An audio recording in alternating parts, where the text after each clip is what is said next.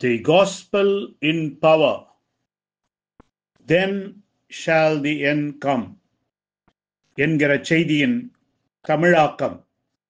வல்லமையோடு உள்ள சுவிசேஷம், அதன் பின்பு முடிவு வரும். பாகம் 1. கர்த்தாவே உமக்கு நன்றி.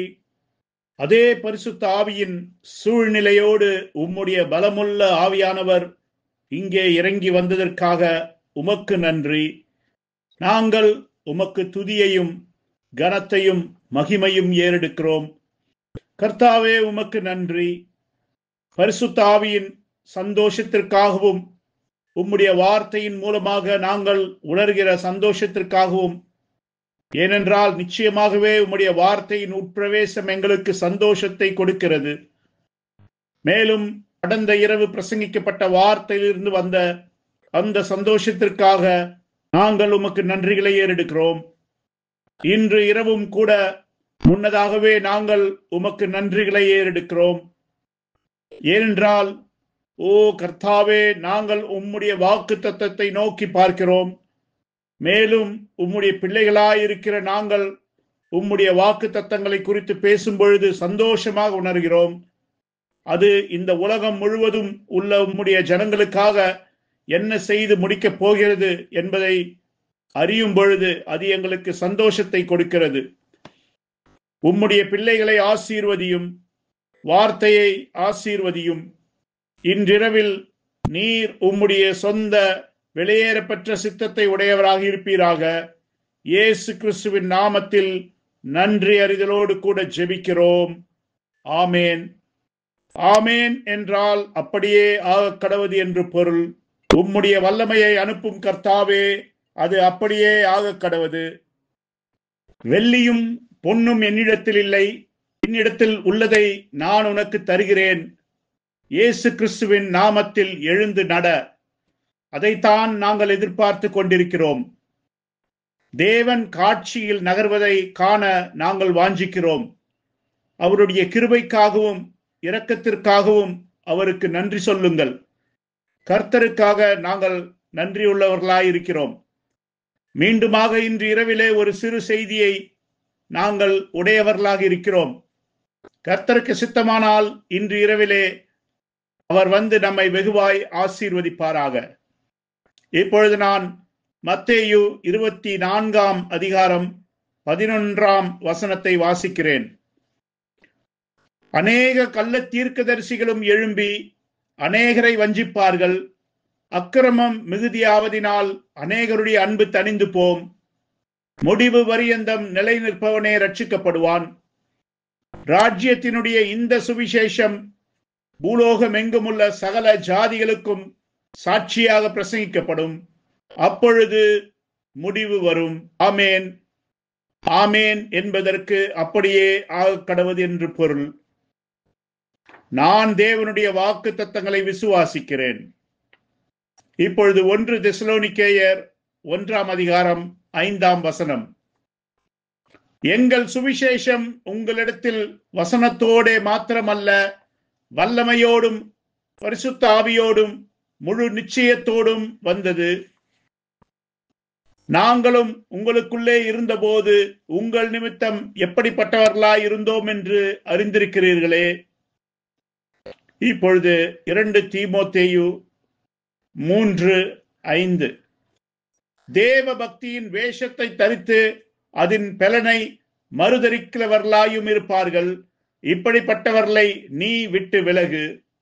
மேலும் முதலாவது கர்த்தர் மூலமாய் அறிவிக்கப்பட்டு பின்பு அவரிடத்தில் கேட்டவர்களாலே நமக்கு உறுதியாக்கப்பட்டதும் அடையாளங்களினாலும் அற்புதங்களினாலும் பலவிதமான பலத்த செய்கைகளினாலும் தம்முடைய சித்தத்தின்படி பகிர்ந்து கொடுத்த பரிசுத்த ஆவியின் வரங்களினாலும் தேவன் தாமே சாட்சி கொடுத்தவருமாயிருக்கிற இவ்வளவு பெரிதான ரட்சிப்பை குறித்து நாம் கவலையற்று இருப்போமானால் தண்டனைக்கு எப்படி தப்பித்துக் கொள்ளுவோம்?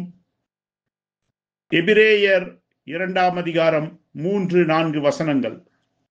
கர்த்தர் தாமே நாம் வாசிக்கப்பட்ட தம்முடைய பரிசுத்த வசனத்தோடு கூட தம்முடைய ஆசீர்வாதங்களை கூட்டுவாராக. கர்த்தரை ஸ்தோத்திரியுங்கள். நான் வேத வசனங்களை நேசிக்கிறேன். அது மிகவும் வெளிப்பாடாக இருக்கிறது. அது மிகவும் அருமையாக இருக்கிறது.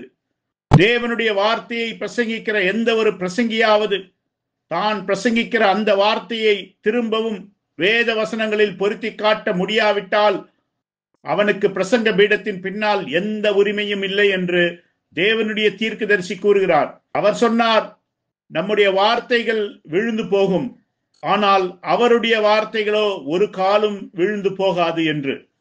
ஆகவே வேத வசனங்களிலிருந்து நாம் சொல்ல போகிற காரியங்களை மறுபடியும் வேத வசனத்தில் பொருத்தி காட்ட நாம் முயற்சிப்போம். இன்றைக்கு உலகம் முழுவதும் உள்ள செய்தி விசுவாசிகளிடத்தில் ஒரு முறைமை காணப்படுகிறது. அது என்னவென்றால், அவர்கள் தாங்கள் சொல்ல வருகிற காரியங்களை தீர்க்கதரிசியினுடைய மேற்கோள்களில் மாத்திரம் திரும்ப பொருத்தி காட்ட முயற்சிக்கிறார்கள். அதுவும் மிக முக்கியமானதுதான். நாம் சகோதரன் பிரண்ணாம் இந்த நாளுக்கான எலியா என்று விசுவாசிக்கிறோம். அவர் கடைசி மற்றும் 7வது சபைக்கான செய்தியை இந்த உலகத்துக்கு கொண்டு வந்தார். மேலும் அவருக்கு அந்த வார்த்தையின் அறிவும் புரிந்து கொள்ளுதலும் வேத வசனங்களை வியாக்கியானப்படுத்துகிற வரமும் இருந்தது என்று நாம் விசுவாசிக்கிறோம். ஆனால் சகோதரன் பிரண்ணாம் நம்மை வார்த்தைக்கு திரும்பும்படியாக அழைக்க வந்தார் என்பதையும் நாம் புரிந்து கொள்ள வேண்டும் என்று நான் விசுவாசிக்கிறேன். தேவனுடைய வார்த்தை தான் முற்றிலுமானதாய் இருக்கிறது. ஆகவே அங்கே ஏராளமான சண்டைகள் இருக்கின்றன, மேற்கோள்களின் பேரிலான தர்க்கங்கள் இருக்கின்றன. மேலும் வெறுமனே மேற்கோள்களின் பேரிலான தர்க்கத்தை நான் நம்புவதில்லை.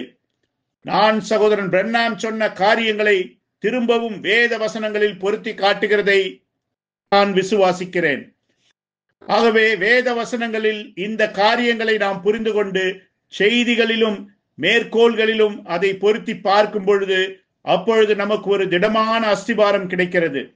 ஏனென்றால் அநேக நேரங்களில் ஜனங்கள் காரியங்களை மேற்கோள் காட்டி மேற்கோள்களை அவர்கள் தவறாக வியாக்கியானிக்கிறார்கள், மேலும் தவறாகவும் மேற்கோள் இடுகிறார்கள். ஆகவே தீர்க்கதரிசி சொன்னவைகளை மீண்டும் வார்த்தையில் பொருத்தி காட்டுவதை நான் விசுவாசிக்கிறேன். மேலும் தீர்க்கதரிசி வேத வசனங்களை வியாக்கியானிப்பதற்கான தேவனுடைய ஏவுதலை பெற்றிருந்தார் என்று நாம் விசுவாசிப்பதால் தேவனுடைய தீர்க்கதரிசியின் மேற்கோள்களை மேற்கோளிடுவதையும் நான் விசுவாசிக்கிறேன். இப்பொழுது ஒரு வேத புரட்டை நாம் பார்க்கலாம். வேத புரட்டு செய்தி எண் 57. இந்த வேத புரட்டு என்ன சொல்லுகிறது என்றால், உரைக்கப்பட்ட வார்த்தை புத்தகங்கள் உலகம் முழுவதும் கடந்து சென்று விட்டன.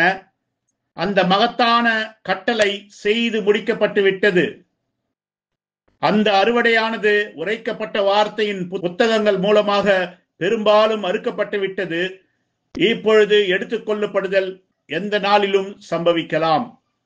ஆகவே பிரியமான பிள்ளைகளே, மத்தேயு 24:14 உள்ள சுவிசேஷம் வல்லமையோடு செல்ல வேண்டும், அதன் பின்பு முடிவு வரும் என்கிற வசனத்தை பயன்படுத்தி கடைசி கால அறுவடை என்பதின் பேரில் வேறொரு சிறு செய்தியை இன்றிரவு நான் உங்களுக்கு கொண்டு வருகிறேன்.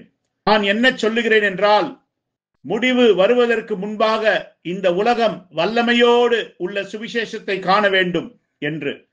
அது வேத வசனங்களின் அடிப்படையிலானது. அது மகத்தான எலியாவின் செய்திகளின் அடிப்படையிலானது.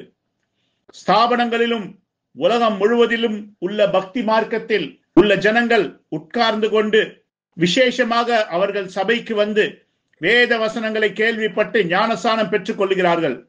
அதற்கு பிறகு அவர்களுக்கு அறிவு குறைவாக இருக்கிறபடியால் அவர்கள் உலகம் நாளைக்கே முடிந்துவிடும் என்று நினைத்து கொண்டிருக்கிறார்கள், ஒரு மிகப்பெரிய அக்கினி விழுந்து உலகத்தை அழித்து போடும் என்று.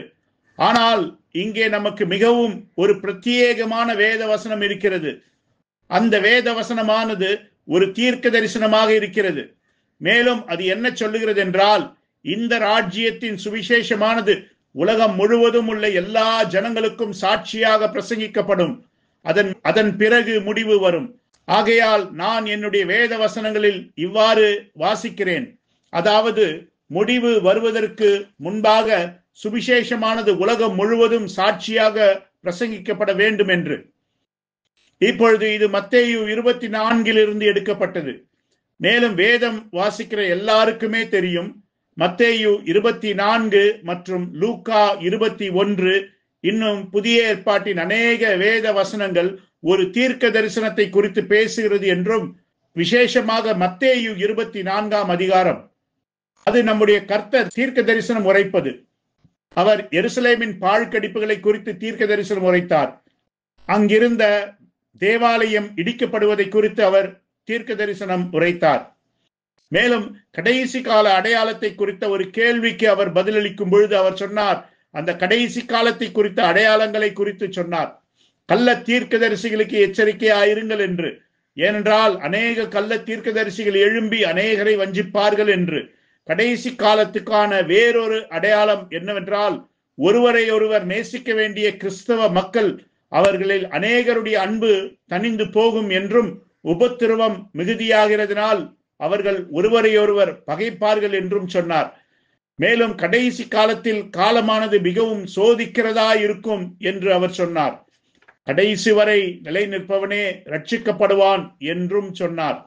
வேறொரு இடத்தில் அவர் சொன்னார், சூரியனிலும் சந்திரனிலும் அடையாளங்களை காண்பீர்கள், தேசங்களுக்கிடையே தத்தளிப்பு உண்டாகி பயத்தினால் அனைவரின் இருதயமும் கரைந்து போகும் என்றும், அந்த வேத வசனங்கள் எல்லாமே கடைசி கால தீர்க்க தரிசனங்களோடு சேர்த்து கட்டப்பட்டதா இருக்கின்றது. மேலும் நாம் எல்லாரும் இந்த கடைசி கால தீர்க்க தரிசனங்களை விசுவாசிக்கிறோம். கடைசி காலங்களில் இந்த காரியங்கள் எல்லாம் நிறைவேறுமா என்கிற கேள்விக்கே இடமில்லை. இதுவரை நிறைவேறாததெல்லாம் நிறைவேறியே தீரும். ஒரு வேத வசனம் ஒரு எழுத்து கூட தவறாமல் நிறைவேறிவிட்டது என்று என்னால் சொல்ல முடியும். அது நம்முடைய கர்த்தர் சொன்ன கள்ள கிறிஸ்துக்களும் கள்ள தீர்க்கதரிசிகளும் எழும்பி அநேகரை வஞ்சிப்பார்கள் என்பது. நாம் அதை கண்டிருக்கிறோம். உலகம் முழுவதும் அதை பெரிய அளவில் நாம் கண்டிருக்கிறோம். மேலும் அந்த கள்ள கிறிஸ்துக்களும் கள்ள தீர்க்கதரிசிகளும் செய்தியின் கீழாகவும் நுழைந்து விட்டார்கள். அதை விசுவாசிப்பதில் எந்த பிரச்சனையும் இல்லை. சூரியனிலும் சந்திரனிலும் அடையாளங்கள் தோன்றும் என்றும், அதை நாம் காணப்போகிறோம் என்பதையும் விசுவாசிப்பதற்கு எந்த பிரச்சனையும் இல்லை.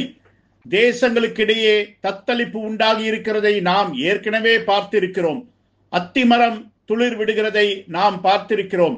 இஸ்ரவேல் தேசம் அழுகையின் சுவரண்டையில் அழுது கொண்டிருக்கிறது. அந்த காரியங்களை எல்லாம் நாம் விசுவாசிக்கிறோம். மேலும் அங்கே அநேகம் பிரசங்கிமார்கள் இருக்கிறார்கள். ஸ்தாபனங்களிலும் ஏன் செய்திகளிலும் கூட இந்த அடையாளங்களை குறித்து பிரசங்கிக்க கூடியவர்கள். அவர்கள் அவற்றை கர்த்தருடைய வருகைக்கு எடுத்துக்கொள்ளப்படுதலுக்கு பொருத்துகிறார்கள். ஆனால் அப்படியென்றால் என் சகோதர சகோதரிகளே, இன்றைக்கு இரவிலே மத்தேயு 24:14 நான் வாசித்த அந்த தீர்க்க தரிசனத்தை குறித்து என்ன? அதுவும் உண்மை என்று நான் விசுவாசிக்கிறேன். மேலும் வேத வாக்கியங்களில் அதற்கு ஒரு தனித்துவம் இருக்கிறது. ஆனால் அது அந்த அளவுக்கு முக்கியப்படுத்தப்படுவதை நான் கேள்விப்படவில்லை. ஆனால் இன்று இரவு நான் அதை முக்கியப்படுத்தி பேசுகிறேன். ஏனென்றால் தீர்க்கதரிசி அதை முக்கியப்படுத்தினார். ஆம், ஆகவே அது வேத வசனங்களில் உள்ள நிறைவேற வேண்டிய தீர்க்க தரிசனங்களில் ஒன்றாக இருக்கிறது. மேலும் இந்த தீர்க்க தரிசனம் என்ன சொல்லுகிறது என்றால், அது ராஜ்யத்தின் இந்த சுவிசேஷமானது தேசமெங்கிலும் சாட்சியாக அவர்களுக்கு பிரசங்கிக்கப்பட வேண்டும் என்றும், அதன் பிறகு முடிவு வரும் என்றும் சொல்லுகிறது. மிகவும் சுலபம். அது முடிவு வருவதற்கு முன்பாக இந்த கடைசி காலத்தில் நிறைவேற வேண்டிய ஒரு தீர்க்க தரிசனமா இருக்கிறது. வானத்திலிருந்து அக்கினி விழுந்து நம்மை கொளுத்தி போடுமோ என்று பயந்து கொண்டிருக்கிற சிறு பிள்ளைகளாகிய உங்களுக்கு இந்த மாலை வேளையில் நான் ஒன்றை சொல்லட்டும். சுவிசேஷமானது சகல தேசங்களுக்குள்ளும் வல்லமையோடு புறப்பட்டு போகிறதை முதலில் நீங்கள் காண்பீர்கள். அதன் பிறகு இந்த உலகத்தை கொளுத்தி போட எந்த ஒரு அக்கினியும் வானத்திலிருந்து விழுவதை நீங்கள் காணப்போவதில்லை. அதற்கு முன்பு இந்த உலகத்தை கொளுத்தி போட எந்த ஒரு அக்கினியும் வானத்திலிருந்து விழுவதை நீங்கள் காணப்போவதில்லை. இப்பொழுது நான் சொல்வதை நீங்கள் இங்கே சரியாக புரிந்து கொள்ள வேண்டும் என்று நான் விரும்புகிறேன். சுவிசேஷமானது சகல தேசங்களுக்குள்ளும் கடந்து செல்ல வேண்டும் என்று நீங்கள் சொல்லும் பொழுது ஜனங்கள் அதை தவறாக புரிந்து கொள்கிறார்கள். அவர்கள் நினைக்கிறார்கள், தேவன் மிகப்பெரிய ரட்சிப்பின் எழுப்புதலை கொண்டிருக்க போகிறார் என்றும், அவர் இந்த தேசங்களை எல்லாம் ரட்சிப்பார் என்றும், உலகம் முழுவதிலிருந்து கோடிக்கணக்கான ஜனங்களை அவர் ரட்சிப்பார் என்றும் நீங்கள் சொல்லுவதாக அவர் நினைத்துக் கொள்கிறார்கள். வேதம் சொல்லுவது அதுவல்ல. ஜனங்கள் ரட்சிக்கப்படுவார்கள் என்பதை நான் விசுவாசிக்கிறேன். மணவாட்டியானவள் இன்னுமாக இந்த தேசங்களின் ஊடாக இருக்கிறாள் என்றும் நான் விசுவாசிக்கிறேன். ஆனால் அதே நேரத்தில் இன்னொரு பக்கத்தில் வேதம் கூறுகிறது, ராஜ்யத்தின் இந்த சுவிசேஷமானது சகல தேசங்களுக்குள்ளும் சாட்சியாக பிரசங்கிக்கப்படும் என்று. இப்பொழுது இங்கே நாம் நோக்கி பார்க்கும்படியான ஒரு காரியம் இருக்கிறது. இந்த சுவிசேஷம் அல்லது தீர்க்க தரிசனம் முடிவு வருவதற்கு முன்பாக நிறைவேற வேண்டும் என்றால் இயேசு கிறிஸ்து தம்முடைய சீஷர்களுக்கும் சபைக்கும் எவ்விதமாக கட்டளையிட்டாரோ அவ்விதமாகவே அது நிறைவேற வேண்டும். வேறு எந்த விதத்திலும் அது நிறைவேற முடியாது. அது வேத வசனத்தின்படியே நிறைவேறியாக வேண்டும். அது மார்க்கு 16 மற்றும் மத்தேயு 28 வசனங்களில் உள்ள அந்த கட்டளைகளின்படியே அது நிறைவேறியாக வேண்டும். அது அந்த விதமாகத்தான் நிறைவேற வேண்டும். நல்லது. இந்த சுவிசேஷம் சாட்சியாக பிரசங்கிக்கப்படுவதை நாம் பெற்றிருக்க வேண்டும். இந்த சுவிசேஷத்தை இந்த கடைசி காலத்தில் நீங்கள் சாட்சியாக பிரசங்கிக்க வேண்டும் என்றால் அப்பொழுது கிறிஸ்துவுக்கு சாட்சிகள் தேவை. சகல தேசத்திற்குள்ளும் இந்த சுவிசேஷத்தை சாட்சியாக கொண்டு செல்வதற்கு நமக்கு சாட்சிகள் தேவை. மேலும் இயேசு சொன்னார், உன்னதத்திலிருந்து வரும் பலனால் தரிப்பிக்கப்படும் வரைக்கும் நீங்கள் போய் எருசலேமிலே காத்திருங்கள் என்றார். அதற்கு பிறகு நீங்கள் எனக்கு சாட்சிகளாய் இருப்பீர்கள் என்று. ஆகையால் இந்த தீர்க்க தரிசனம் நிறைவேறுவதற்கு தம்முடைய திராட்சை தோட்டத்திற்குள் வேலை செய்வதற்கான நம்முடைய கர்த்தருக்கு வேலையாட்கள் தேவை. அவருக்கு பேராசிரியர்கள் தேவையில்லை. அவருக்கு கைப்பிரதிகள் மற்றும் புத்தகங்கள் தேவையில்லை. அவருக்கு இணையதள நிகழ்ச்சிகளோ வானொலி நிகழ்ச்சிகளோ மற்றும் தொலைக்காட்சி நிகழ்ச்சிகளோ தேவைப்படவில்லை. முடிவு வருவதற்கு முன்பாக சகல தேசங்களுக்குள்ளும் செல்லும்படியாக இந்த சுவிசேஷமானது அவ்வளவு முக்கியம் வாய்ந்ததாக இருக்கும் என்றால் அது கர்த்தராகிய இயேசு இட்ட அந்த மகத்தான கட்டளையின்படியே அது செல்ல வேண்டும். மேலும் இயேசு குறிப்பிட்ட அந்த மகத்தான கட்டளை என்னவென்றால், உன்னதத்திலிருந்து வரும் பலனால் தரிப்பிக்கப்படுகிற வரைக்கும் நீங்கள் போய் எருசலேமில் காத்திருங்கள், அப்பொழுது நீங்கள் எனக்கு சாட்சிகளாய் இருப்பீர்கள் என்பதே. இன்று இரவிலே நான் சொல்ல வருவதெல்லாம் இந்த சுவிசேஷம் பரிசுத்த ஆவியின் வல்லமையோடு கூட கடந்து செல்லாவிட்டால் இந்த தீர்க்க தரிசனம் நிறைவேற முடியாது என்பதே. தேவனுடைய வல்லமை செயலில் காண்பிக்கப்படுதல். ஏனென்றால் சுவிசேஷமானது வெறும் வார்த்தையில் மாத்திரம் வரவில்லை, ஆனால் வல்லமையோடும் பரிசுத்த ஆவியின் கிரியை நடப்பித்தலோடும் கூட வந்தது என்று 1 தெசலோனிக்கேயர் 1 அதிகாரம் 5 மற்றும் 1 கொரிந்தியர் 2 அதிகாரம் 1-5 வரை உள்ள வசனங்களில் சகோதரன் பவுல் சொல்லுகிறார். அதாவது உங்கள் விசுவாசம் மனுஷருடைய ஞானத்தில் அல்ல, தேவனுடைய பலத்தில் நிற்கும்படிக்கு என் பேச்சும் என் பிரசங்கமும் மனுஷ ஞானத்திற்குரிய நய வசனமுள்ளதாயிராமல் ஆவியினாலும் பலத்தினாலும் உறுதிப்படுத்தப்பட்டதாய் இருந்தது என்று. அதுதான் சுவிசேஷமானது இந்த உலகத்துக்குள்ளாக கொண்டு செல்லப்பட்ட அப்போஸ்தல முறைமையாய் இருக்கிறது. ஆகவே உலகத்தின் கடைசி பரியந்தம் அவ்விதமாகத்தான் அது கடந்து செல்ல வேண்டும். மேலும் ராஜ்யத்தின் இந்த சுவிசேஷம் உலகமெங்கும் சாட்சியாக பிரசங்கிக்கப்படும். அதன் பின்பு முடிவு வரும். பரிசுத்த ஆவியின் வல்லமையினால் நிரம்பினவர்களாய் புருஷர்களும் ஸ்திரீகளும் எழும்பி வருகிறதை நீங்கள் காணும் முன்பு எந்த முடிவும் வரப்போவதில்லை. மேலும் ஒவ்வொரு மலையிலும் கொழுந்து விட்டு எரிய போகிற ஒரு எழுப்புதல் இருக்க போகிறது. ஆகவே 5 விதமான ஊழியங்கள் ஒழுங்கில் அமைக்கப்பட்டு ஒவ்வொரு உள்ளூர் சபைகளுக்குள்ளாகவும் 9 விதமான ஆவியின் வரங்கள் கிரியை செய்ய ஆரம்பிக்கும். அது நீண்ட காலத்துக்கு இருக்காது. ஆனாலும் இது வேத வசனத்தின்படியான தீர்க்க தரிசனம். இந்த மகத்தான கட்டளையானது கர்த்தருடைய கட்டளையின்படியே கொண்டு செல்லப்பட வேண்டும். ஆதி சபையிலே இருந்தவர்கள் எப்படி ஒவ்வொரு வேத வாக்கியங்களையும் நிறைவேற்றினார்களோ அதே விதமாக இந்த தீர்க்க தரிசனமும் நிறைவேறியாக வேண்டும். இப்பொழுது இது ஆக இருக்கிறது. இதற்கு புறம்பான எந்த ஒன்றும், முரண்பாடான எந்த ஒன்றும் தவறாயிருக்கிறது. இதற்கு முரண்பாடான எதுவும் வேத வாக்கியம் இல்லை. இதற்கு முரண்பாடாய் இருக்கிற எந்த ஒன்றும் வேத புரட்டாய் இருக்கிறது. இதற்கு முரண்பாடான எந்த ஒன்றும் மாற்று ஈடாக இருக்கிறது. முடிவு வருவதற்கு முன்பாக ராஜ்யத்தின் இந்த சுவிசேஷமானது உலகம் முழுவதிலும் சாட்சியாக பிரசங்கிக்கப்பட வேண்டும்.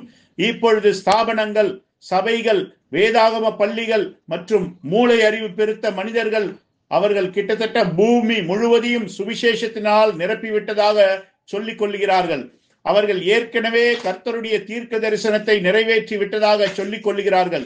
நீங்கள் உலகம் முழுவதும் சுவிசேஷத்தை பிரசங்கிக்க வேண்டும் என்று அவர் சொன்னார். இவர்கள் அதை வானொலி மூலமாகவும், தொலைக்காட்சிகள் மூலமாகவும், இணையதளங்கள் மூலமாகவும், சுவிசேஷகர்கள் மூலமாகவும், மிஷினரிகள் மூலமாகவும் உலகம் முழுவதற்கும் அவர்கள் கொண்டு சென்று விட்டார்களாம். ஆகையால் எந்த நாளிலும் இயேசு கிறிஸ்து அவர்களுக்காக வருகிறாராம். அது வேத வசனங்களுக்கு முரண்பட்டதா இருக்கிறது. இந்த வேத வசனம் நிறைவேறுவதற்கு ஒரு வழி இருக்கிறது. அது என்னவென்றால், அந்த கட்டளையினுடைய மூல நிலைமைக்கு நீங்கள் திரும்பி செல்லுவது. இது அந்த அசலான கட்டளையை சேர்த்து கட்டுகிறது. ஆகவே உங்களுக்கு என்னிடத்தில் ஒரு அருமையான செய்தி இருக்கிறது. இந்த வேத வாக்கியம் நிறைவேறும் போது கர்த்தர் சபைக்கு இட்ட அந்த மகத்தான கட்டளையும் நிறைவேறி விடுகிறது. சபைக்கு அந்த கட்டளை இடப்பட்ட போது சபைக்கு அங்கே ஒரு நேரம் இருந்தது. அதன் பிறகு இந்த 2000 வருடங்களில் நாம் இந்த முடிவுக்கு வந்திருக்கிறோம். ராஜ்யத்தின் இந்த சுவிசேஷம் உலகமெங்கும் பிரசங்கிக்கப்பட வேண்டும். அதன் பிறகு முடிவு வரும். அதன் பிறகு அதுதான் அந்த கட்டளைக்கு முடிவாக இருக்கும். அந்த கட்டளையானது அங்கே துவங்கியது. அதன் பிறகு அந்த கட்டளை முடிவடைவதற்கு ஒரு நேரம் இருக்க வேண்டும். கர்த்தர் இன்னும் ஒரு 1000 வருடம் இந்த புறஜாதிகளிடம் தொடர்ந்து கெஞ்சிக் கொண்டிருக்க மாட்டார். இல்லை, அவர் ஏற்கனவே கடந்த 2000 வருடங்களாக கெஞ்சிவிட்டார். அங்கே தேவனுடைய கட்டளை கொடுக்கப்பட்ட ஒரு நேரம் இருந்தது. மேலும் அது முடிவடைவதற்கு ஒரு நேரம் இருக்கிறது. அப்பொழுது தேவனுடைய ஊழியக்காரர்கள் அவரிடம் அறிக்கை சமர்ப்பிப்பார்கள். பணி முடிந்து விட்டது என்று சொல்லி கடைசி நாட்களில் ஒரு அறிக்கை சமர்ப்பிக்கப்படும். ஆகவே அது எவ்வளவு அருமையாக இருக்கிறது என்று நீங்கள் பார்க்கிறீர்களா? ஆதி சபை காலத்தில் அந்த மகத்தான கட்டளை அங்கே கொடுக்கப்பட்டது. ஆனால் இது தேவன் அந்த கட்டளையை முடிப்பதற்கான கடைசி காலமாய் இருக்கிறது. அவர் சொல்லுகிறார், இந்த சுவிசேஷமானது உலகமெங்கும் பிரசங்கிக்கப்பட வேண்டும் என்று. இப்பொழுது அங்கே இருக்கிற மிகப்பெரிய கேள்வி என்னவென்றால், இந்த சுவிசேஷமானது எப்படி இந்த உலகம் முழுவதும் பிரசங்கிக்கப்பட போகிறது? அது வேறு விதத்தில் சொல்ல முடியாது. ஒரு மாற்றீடாகவும் சொல்ல முடியாது. அது புத்தகத்தின் மூலமாகவும் செல்ல முடியாது. அது கைப்பிரதிகள் மூலமாகவும் செல்ல முடியாது. அது தொலைக்காட்சியினூடாக செல்ல முடியாது. அது வானொலியினூடாக செல்ல முடியாது. அது வேதாகம பள்ளிகள் மூலமாக செல்ல முடியாது.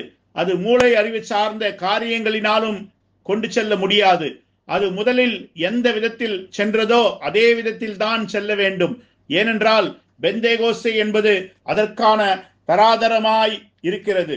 நாம் பெந்தேகோஸ்துக்கு திரும்பி செல்ல வேண்டும். பெந்தேகோஸ்தே தான் தராதரம். இப்பொழுது சகோதரன் பிரென்னாம் அந்த வேத வசனத்தை எப்படி வியாக்கியானித்தார் என்று நான் உங்களுக்கு சொல்ல இருக்கிறேன். இது நான் உங்களிடத்தில் பேசுவது. ஆனால் வேதம் என்ன சொல்லுகிறது என்பதை நான் உங்களுக்கு கூறுகிறேன். சகோதரன் பிரென்னாம் அதே கண்ணோட்டத்தில் பார்த்தாரா என்பதை நாம் பார்க்கலாம். எத்தனை பேருக்கு அது பிடிக்கும்? ஆமேன். இப்பொழுது கடந்த முறை மார்க் 16 அவர் எப்படி வியாக்கியானித்தார் என்று நான் உங்களுக்கு காண்பித்தேன். அவர் சொன்னார், மார்க் 16 ஒரு மகத்தான கட்டளையாய் இருக்கிறது என்று.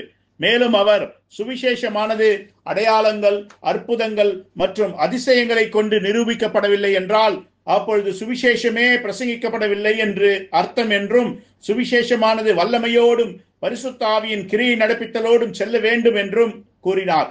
இவ்விதமாக இன்னும் அநேக மேற்கோள்களை என்னால் உங்களுக்கு வாசிக்க கூடும்.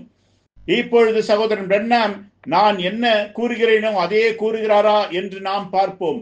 இன்று இரவிலே ஒரு சாதாரணமான காரியத்தை நான் உங்களுக்கு கூறிக்கொண்டிருக்கிறேன். அதாவது முடிவு வருவதற்கு முன்பாக சுவிசேஷமானது பிரசங்கிக்கப்பட வேண்டும். ஆனால் வல்லமையும் பரிசுத்த ஆவியின் கிரியை நடப்பித்தலும் இல்லாமல் உங்களால் சுவிசேஷத்தை பிரசங்கிக்க முடியாது. உலகம் முழுவதும் கொண்டு செல்ல முடியாது. தேவனுடைய தீர்க்கதரிசி இதை ஆதரிக்கிறாரா என்று நாம் பார்ப்போம். ஆகையால் இங்கே ஒரு சில காரியங்களை நான் உங்களுக்கு வாசிக்கிறேன். மேற்கோள்: வில்லியம் பிரென்னாம். நான் சிந்தித்துக் கொண்டிருப்பது மக்கள் திரளை குறித்து அல்ல. சுவிசேஷமானது இந்த நகரத்துக்குள் பிரசங்கிக்கப்பட வேண்டும். அடுத்த நகரத்திற்குள் பிரசங்கிக்கப்பட வேண்டும். அப்படியே உலகம் முழுவதிலும் சாட்சியாக பிரசங்கிக்கப்பட வேண்டும். அதன் பிறகு கர்த்தர் வருவார். பிரசங்கிக்கப்பட வேண்டியது வேத அறிவு அல்ல, ஆனால் வல்லமையும் பரிசுத்தாவியின் கிரியை நடப்பித்தலும் உலகம் முழுவதிலும் சாட்சியாக பிரசங்கிக்கப்பட வேண்டும். அதன் பிறகு நேரம் வரும். கர்த்தர் மோசேயிடம் மாத்திரம்தான் பேசியிருக்கிறாரா என்கிற செய்தி 1953. ஆகவே நான் சொல்லுகிறதே தீர்க்கதரிசி சொல்லுகிறாரா? ஆமென். இப்பொழுது தேவனுடைய தீர்க்கதரிசி இங்கே மேற்கோள் இடுவது அது மத்தேயு 24:14. அவர் சொன்னார், இந்த சுவிசேஷம் உலகமெங்கும் சாட்சியாக பிரசங்கிக்கப்படும் போது வல்லமையும் கிரியை நடப்பித்தலும் அதனோடு கூட செல்ல வேண்டும் என்று. அதை வேறெங்காவது நாம் பார்க்கிறோமா? அது வரப்போகிறது. ஜனங்கள் அது சகோதரன் பிரண்ணாமுடைய ஊழியம் என்று கூறுகிறார்கள். நீங்கள் கடந்து போன ஏதோ ஒன்றுக்காக எதிர்பார்த்து கொண்டிருக்கிறீர்கள். நான் அந்த கூற்றை மறுக்கிறேன். அது உண்மை அல்ல. சகோதரன் பிரண்ணாம் சொன்னார், உலகத்தில் 2/3 இன்னுமாக சுவிசேஷத்தை கேள்விப்படவில்லை என்று. சுவிசேஷமானது வல்லமையோடும் பரிசுத்த ஆவியின் கிரியை நடப்பித்தலோடும் உலகம் முழுவதும் பிரசங்கிக்கப்பட வேண்டும் என்கிற அந்த தீர்க்க தரிசனத்தின் ஒரு பாகத்தை சகோதரன் பிரண்ணாம் பகிர்ந்து கொண்டார் என்பதை நான் உங்களுக்கு நிரூபிப்பேன். சகோதரன் பிரண்ணாம் அதில் ஒரு பாகத்தை பகிர்ந்து கொண்டு அநேக தேசங்களுக்குள்ளாக கடந்து சென்று அந்த சுவிசேஷத்தை சாட்சியாக பிரசங்கித்தார். ஆனாலும் அந்த வேத வசனம் அதனுடைய முழுமையோடு நிறைவேறவில்லை. அது எல்லா தேசங்களையும் சென்றடையவில்லை. சகோதரன் பிரண்ணாம் சகல தேசங்களுக்குள்ளும் ஒருபோதும் கடந்து செல்லவில்லை. அவர் ஜமைக்கா தவிர கரிபியனுக்குள் வேறு எங்கும் கடந்து வந்ததில்லை. அவர் தென் அமெரிக்காவிற்கு கடந்து சென்றதில்லை. மத்திய அமெரிக்காவை குறித்து எனக்கு தெரியாது. அவர் சீனாவுக்குள் கடந்து சென்றதில்லை. அவர் ஜப்பானுக்குள் சென்றதில்லை. அவர் இந்தியாவுக்கு சென்றார். அதுவும் தேவனுடைய சித்தத்திற்கு புறம்பாக சென்றதால் அவரால் அதிகம் சாதிக்க முடியவில்லை. ஆகவே அவர் உலகம் முழுவதும் கடந்து சென்றார் என்று நீங்கள் எனக்கு சொல்ல வேண்டாம். மத்தேயு 24:16 சகோதரன் பிரண்ணாம் நிறைவேற்றினார் என்று நீங்கள் எனக்கு சொல்ல வேண்டாம். இல்லை ஐயா, ஏனென்றால் அவர் எல்லா தேசங்களுக்குள்ளும் செல்லவில்லை. அவரே அதற்காக எதிர்பார்த்து கொண்டிருந்தார். அவரே அதன் நிறைவேறுதலுக்காக எதிர்பார்த்து கொண்டிருந்தார். அவர் சரியாக இங்கே நமக்கு சொல்லுகிறார், அது நடக்க முடியாது என்றும், மேலும் அது நிறைவேறுகிற வரைக்கும் இயேசு எடுத்துக் கொள்ளப்படுதலுக்காகவும் வர முடியாது என்றும் சொல்லுகிறார். நான் தீர்க்கதரிசியை நம்புகிறேன். நான் இன்னொன்றை எடுத்து காட்டட்டும். இப்பொழுது மேற்கோள் வில்லியம் பிரண்ணாம். இப்பொழுது இயேசுவிடம் ஒரு கல்லின் மேல் ஒரு கல் இராதபடி இடிக்கப்பட்டு போகும் காலம் எப்பொழுது வரும் என்றும், மேலும் உலகத்தின் முடிவுக்கும் அடையாளம் என்ன என்றும், அது எப்பொழுது இருக்க போகிறது என்றும் கேட்கப்பட்டது. மேலும் அவர் அவர்களுக்கு சொல்ல ஆரம்பித்து, இந்த சுவிசேஷமானது சகல தேசத்திலும் சகல ராஜ்யத்திலும் எனக்கு சாட்சியாக பிரசங்கிக்கப்படும் என்றார். அது என்ன என்று உங்களுக்கு தெரியுமா? இப்பொழுது அவர் இப்படி சொல்லவில்லை. அவர் சொன்னார், இந்த சுவிசேஷம். அவர் நீங்கள் வார்த்தையை கற்பியுங்கள் என்று சொல்லவில்லை, ஆனால் சுவிசேஷத்தை பிரசங்கியுங்கள் என்றார். அங்கே அதற்கு நிறைய வித்தியாசம் இருக்கிறது. நிச்சயமாக சுவிசேஷம் என்பதற்கு வார்த்தை வல்லமையோடும் கிரியை நடப்பித்தலோடும் பிரசங்கிக்கப்படுவது. பாருங்கள், வார்த்தையின் வல்லமையும் கிரியை நடப்பித்தலும். புரிகிறதா? உங்களுக்கு நினைவிருக்கிறதா? அந்த ஆற்றண்டையில் அந்த தூதன் இறங்கி வந்தபோது அந்த புகைப்படம் கூட உங்களிடம் இருக்கிறது. அதை குறித்து உங்களுக்கு தெரியும்.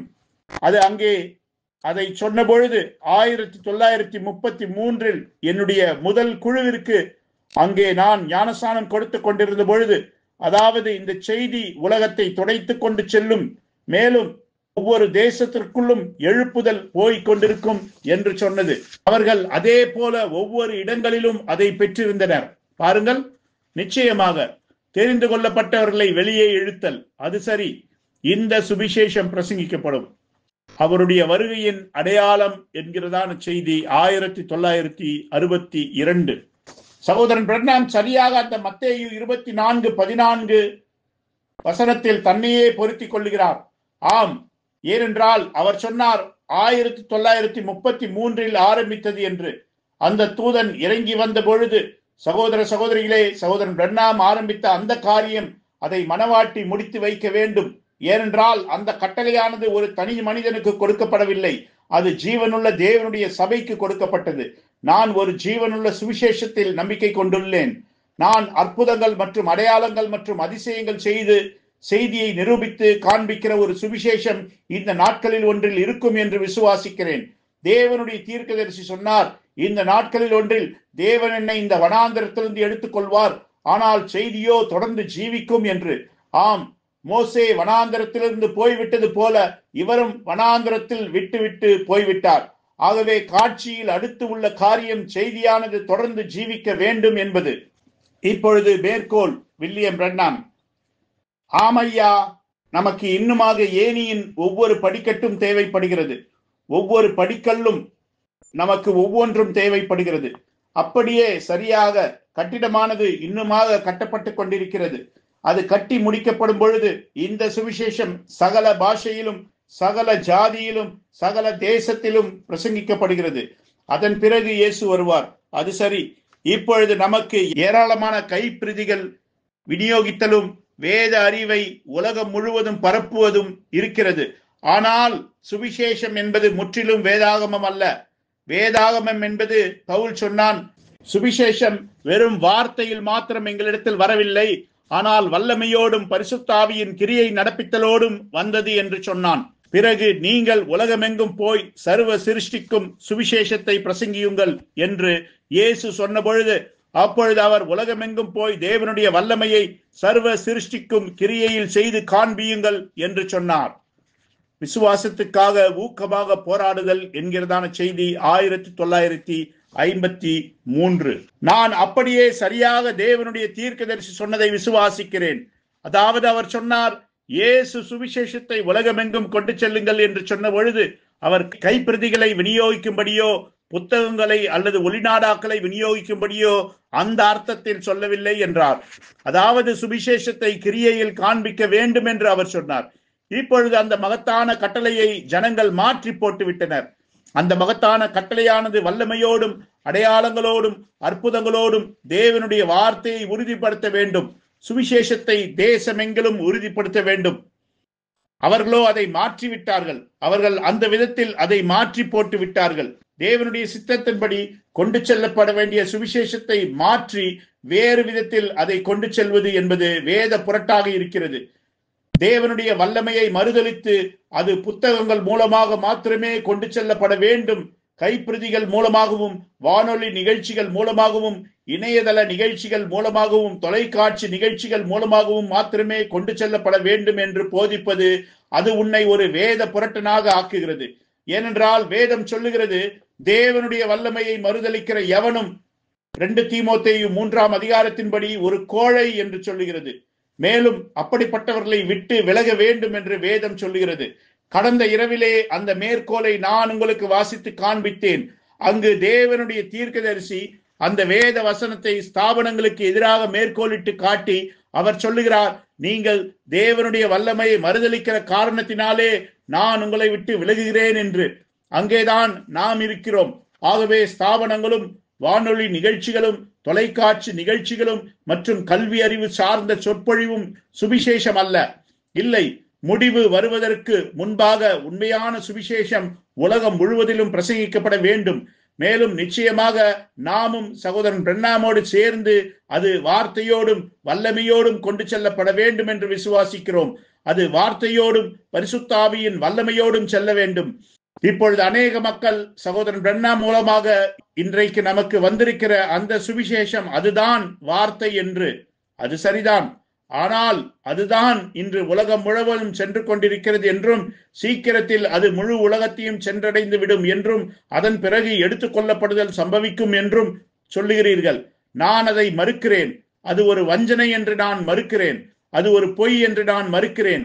அது தேவனுடைய சித்தத்திற்கும் தேவனுடைய திட்டத்திற்கும் முரண்பட்டதாய் இருக்கிறது என்று நான் மறுக்கிறேன். அது அப்படி அல்ல. அது தீர்க்கதரிசியின் போதனைகளுக்கு முரண்பட்டதாய் இருக்கிறது. ஒரு முறை அவர்கள் சுவிசேஷமானது இந்த நாட்களில் வார்த்தையில் மாத்திரமே கொண்டு செல்லப்பட வேண்டும் என்று தீர்க்கதரிசியை நம்ப வைக்க முயற்சித்தனர். ஆனால் அவர் அதற்கு எதிராக சண்டையிட்டார். நானும் அதே காரியத்திற்கு எதிராகத்தான் சண்டையிட்டுக் கொண்டிருக்கிறேன். நாமும் அதே காரியத்திற்கு எதிராகத்தான் சண்டையிட்டுக் கொண்டிருக்கிறோம். லாம்பட்டும் அதே காரியத்திற்கு எதிராகத்தான் சண்டையிட்டார். சகோதரன் பிரண்ணாமும் அதே காரியத்திற்கு எதிராகத்தான் சண்டையிட்டார். மேலும் நாம் தொடர்ந்து சண்டையிடுவோம். இப்பொழுது மேற்கோள் வில்லியம் பிரண்ணாம். இந்த ஆள் சொன்னார், நல்லது, இப்பொழுது இங்கே கவனியுங்கள்.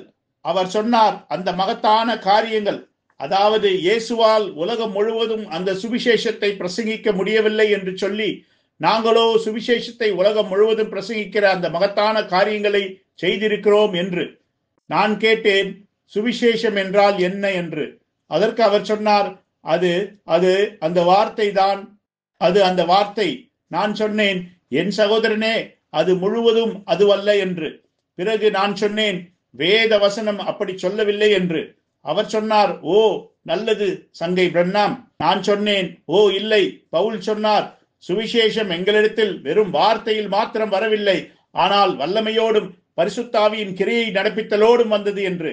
ஆமையா, நீங்கள் உலகமெங்கும் போய் சர்வ சிருஷ்டிக்கும் சுவிசேஷத்தை பிரசங்கியுங்கள் என்று அவர் சொன்னபோது அவர் இப்படியும் சொன்னார், உலகம் முழுவதும் சென்று பரிசுத்தாவியின் வல்லமையை கிரியையில் செய்து காண்பியுங்கள் என்று. ஆமையா, அது வெறும் வார்த்தையில் மாத்திரம் எங்களிடத்திற்கு வரவில்லை. வார்த்தையானது பரிசுத்தாவியின் வல்லமையினாலும் கிரியை நடப்பித்தலனாலும் உயிர்ப்பிக்கப்பட்டு வார்த்தையை ஜீவிக்க செய்ய வேண்டும். பிறகு நான் சொன்னேன், சுவிசேஷத்தை வெறும் வார்த்தையில் பிரசங்கிப்பதை மகத்தான காரியங்கள் என்று நீர் சொல்வீரானால் நிச்சயமாக நீர் அந்த சிறிய காரியங்களை செய்ய வேண்டும். போய் வியாதியஸ்தரை சொஸ்தமாக்கி வியாதியஸ்தருக்காக ஜெபித்து பிசாசுகளை துரத்தி அது போன்ற காரியங்களை செய்யுங்கள் என்றேன். இயேசு சொன்னார், நான் செய்கிற கிரியைகளை நீங்களும் செய்வீர்கள் என்று. ஆவியினால் நடத்தப்படுதல் என்கிறதான செய்தி 1952 வருடம். அங்கே தேவனுடைய வார்த்தையை தாறுமாறாக்கி வேத வசனம் மிஷினரிகள் மூலமாகவும் கல்வி அறிவு காரியங்கள் மூலமாகவும் செல்லுகிற வரைக்கும் அதுதான் உலகத்தை சுவிசேஷ மயமாக்குவது என்று சகோதரன் பிரண்ணாமுக்கு நிரூபிக்க முயற்சித்துக் கொண்டிருந்த ஒரு மனிதனை அவர் சந்தித்தார். சகோதரன் பிரண்ணாம் சொன்னார், இல்லை ஐயா, அதுவல்ல, இது சுவிசேஷத்தை பிரசங்கிப்பது என்பது அதுவல்ல, நீங்கள் அதை கிரியையில் செய்து காண்பிக்க வேண்டும் என்று. மேலும் அங்கே ஒரு முக்கியமான கருத்தை சொன்னார்.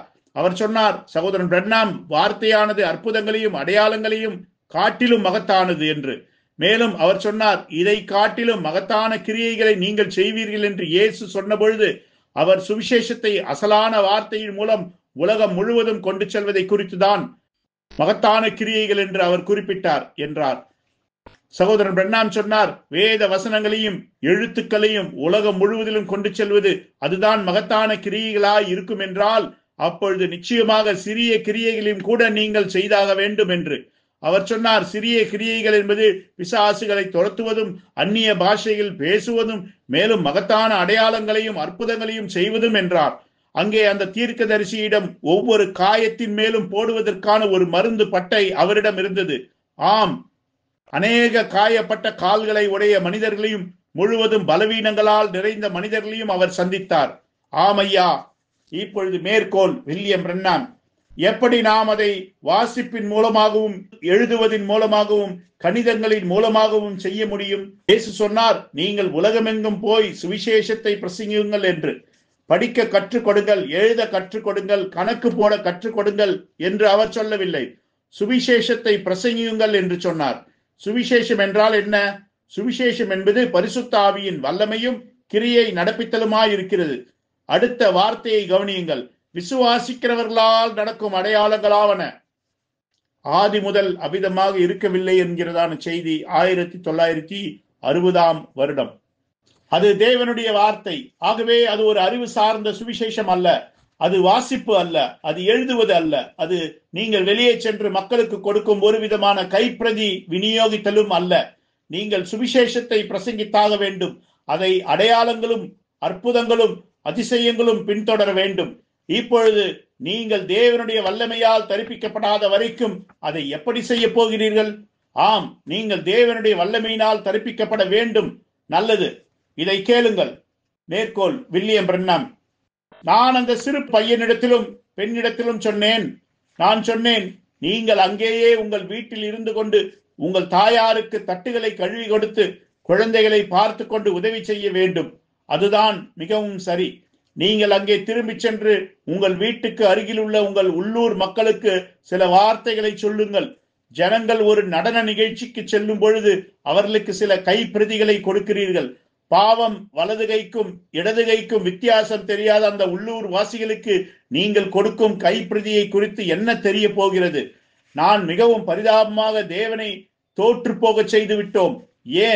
ஏனென்றால் இயேசு சொன்னார், நீங்கள் உலகமெங்கும் போய் சுவிசேஷத்தை பிரசங்குங்கள் என்று. அவர் ஒருபோதும் நீங்கள் உலகமெங்கும் போய் சபைகளை கட்டுங்கள் என்று சொன்னதில்லை. ஒருபோதும் நீங்கள் போய் பள்ளிக்கூடங்களை கட்டுங்கள் என்று சொன்னதில்லை. அவர் ஒருபோதும் நீங்கள் போய் வேதாகம கல்லூரிகளை கட்டுங்கள் என்று சொன்னதில்லை. அவர் சொன்னார், சுவிசேஷத்தை பிரசங்கியுங்கள். அப்பொழுது விசுவாசிக்கிறவர்களால் நடக்கும் அடையாளங்களாவன என்று. நாம் அதில் தோல்வி அடைந்து விட்டோம். இதயத்துக்கு வாசல் என்கிறதான செய்தி 1958. சகோதர சகோதரிகளே, ஒரு மனிதன் அறியாமை உள்ளவனாகவும் கல்வி அறிவு இல்லாதவனாகவும் தன்னுடைய அஐஇயை கூட படிக்க முடியாதவனாக இருந்தாலும் அவனால் தேவனுடைய வல்லமையை நிச்சயமாக புரிந்து கொள்ள முடியும் என்று தேவனுடைய தீர்க்கதரிசி சொல்ல வருகிறார் என்பதை என்னால் இங்கே புரிந்து கொள்ள முடிகிறது. அவர்களால் உரைக்கப்பட்ட வார்த்தையின் புத்தகத்தை புரிந்து கொள்ள முடியாமல் இருக்கலாம். ஒரு கைப்பிரதியை புரிந்து கொள்ள முடியாமல் இருக்கலாம். அவர்களால் வேதத்தை புரிந்து கொள்ள முடியாமல் இருக்கலாம். ஆனால் அவர்கள் தேவனுடைய வல்லமையை புரிந்து கொள்வார்கள். மேலும் அதைத்தான் அவர்கள் காணும்படியாக காத்திருக்கிறார்கள். ஓ ஆம், ஆகவே தேவனுடைய வார்த்தை என்பது முற்றிலுமாக ஒரு கைப்பிரதிகள் அல்ல. இல்லை ஐயா, சகோதரன் பிரென்னாம் சொன்னார், உலகத்தின் 1/3 இன்னமும் சுவிசேஷத்தை கேள்விப்படவில்லை என்று. நான் இன்னொன்றை இங்கே மேற்கோளிடுகிறேன். வில்லியம் பிரென்னாம் அவர்கள் கூறுகிறார்கள், மார்க் 16 அடையாளங்கள் அது வெறுமனே அவருடைய சீஷர்களுக்கு சொல்லப்பட்டது என்று. இயேசு ஏன் சொன்னார், உலகமெங்கும் போய் சுவிசேஷத்தை பிரசங்கியுங்கள், அப்பொழுது விசுவாசிக்கிறவர்களை இந்த அடையாளங்கள் பின்தொடரும். முழு உலகத்திலும் எல்லா இடத்திலும் இதே அடையாளம், இதே சுவிசேஷம் பிரசங்கிக்கப்படும் என்று. நாம் முழு உலகத்திற்கும் கைப்பிரதிகளை விநியோகித்து விட்டோம். ஆனால் உலகத்தில் 1/3 இன்னுமாக சுவிசேஷம் பிரசங்கிக்கப்படவில்லை. சுவிசேஷம் என்பது வெறும் வார்த்தையில் மாத்திரமல்ல, ஆனால் அது வார்த்தை மாம்சமாவது வல்லமையும் பரிசுத்த ஆவியின் கிரியை நடப்பித்தலும் கொண்டது. வார்த்தையை நிறைவேறுதலுக்கு கொண்டு வருவது. இயேசுவுக்காக எதிர்பார்த்தல் என்கிறதான செய்தி 1954. அவர்கள் இன்னுமாக உலகத்தில் 1/3 கூட நிரப்பவில்லை. 1/3 கூட நிரப்பவில்லை. ஆகவே அது சரியாக அந்த மேற்கோளிற்குள்ளாக திரும்பி செல்லுகிறது. அங்கே அவர் சொன்னார், உலகத்தில் 2/3 மக்கள் இன்னுமாக சுவிசேஷத்தை கேள்விப்படவில்லை என்று. அவர்கள் அநேகம் கல்வி அறிவு திட்டங்களை கேட்டிருக்கிறார்கள்.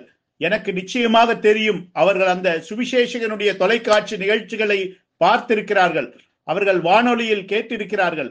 ஆனால் சுவிசேஷம் இன்னுமாக பிரசங்கிக்கப்படவில்லை. இல்லை, அது இன்னுமாக பிரசங்கிக்கப்படவில்லை.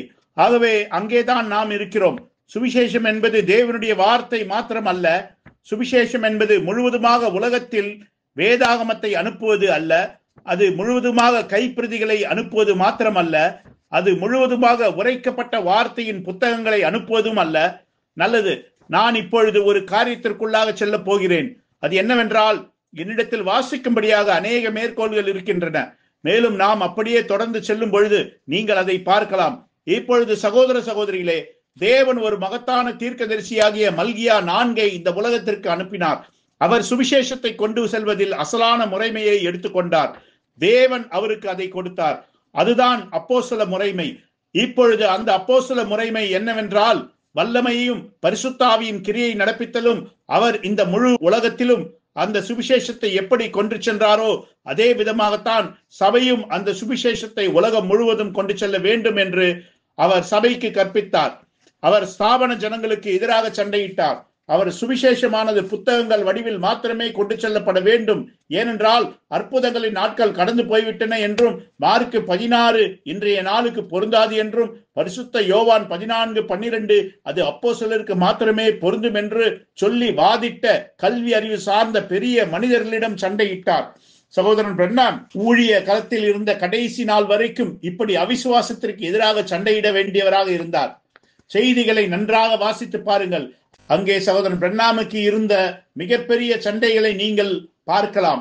பக்தி மார்க்கத்தில் அமைந்த ஜனங்களுடைய கருத்து என்னவாக இருந்தது என்றால், சுவிசேஷமானது புத்தகங்கள் வாயிலாக மாத்திரமே கொண்டு செல்லப்பட வேண்டும் என்றும், கல்வி அறிவு சார்ந்த மனிதர்கள் அது வேதாகம பள்ளியிலிருந்து வர வேண்டும் என்றும், அரசியல்வாதிகளைப் போல பேசத்தக்கதாக மனிதர்கள் வேதாகம பள்ளிகளில் நன்றாக படித்து தேறி வர வேண்டும் என்றும் சொன்னார்கள். தொலைக்காட்சியையும் கூட தேவன் தான் தந்திருக்கிறார், ஆகவே நீங்கள் தொலைக்காட்சி ஊடகத்தையும் பயன்படுத்த வேண்டும் என்றும், அவர் வானொலியும் தந்திருக்கிறார், ஆகவே வானொலி ஊடகத்தையும் பயன்படுத்த வேண்டும் என்று சொன்னார்கள். சுவிசேஷத்தை கொண்டு செல்வதை குறித்த அவர்களுடைய கருத்து இதுதான். ஆனால் இது தேவனுடைய வார்த்தைக்கு முரண்பட்டதாய் இருந்தது. இது அந்த மகத்தான கட்டளைக்கு முரண்பட்டதாய் இருந்தது.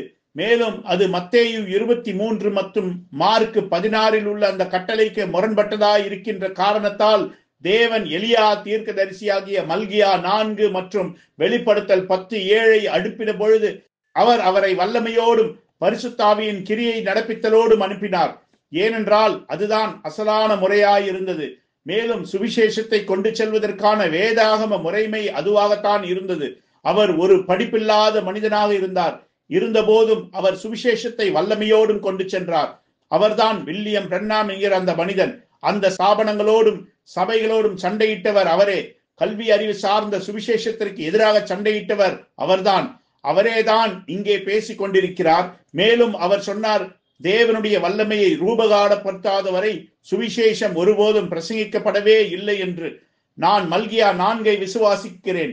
இந்த மணி வேலையானது எவ்வளவு அந்தகாரமாக மாறினாலும் எனக்கு கவலை இல்லை. என் சகோதரனே, தேவனுடைய அசலான முறை அப்படியே நிலைத்திருக்கிறது. மேலும் தேவனுடைய திட்டமும் அப்படியே நிலைத்திருக்கிறது. அது மாறுகிறதில்லை.